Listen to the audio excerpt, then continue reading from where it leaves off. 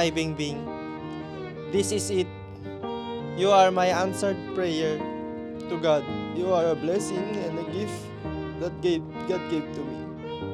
Bing, almost 4 years na simula nung nagkakilala tayo.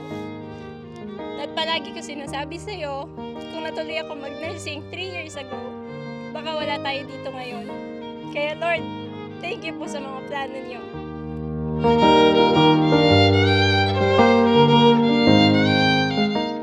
Our love story was never been easy.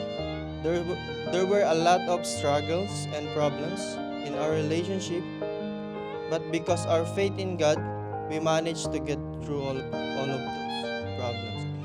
In that short period of time, you have been my family, my best friend, my go-to person, my driver, my personal cook, my cheerer, my eldest son, my everything.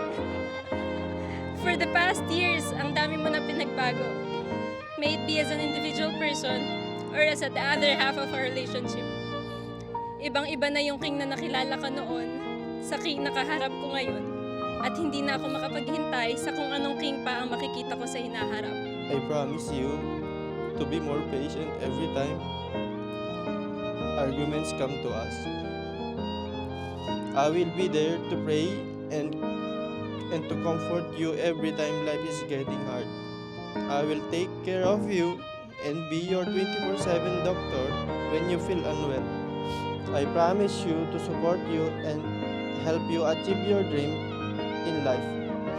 As your husband, I vow to you to be a best leader to you and to our future family with the love of God and faith to Him. I vow to you to always love you faithfully and loyally forever. Ayayatan kami. You have taught me that love is really a choice.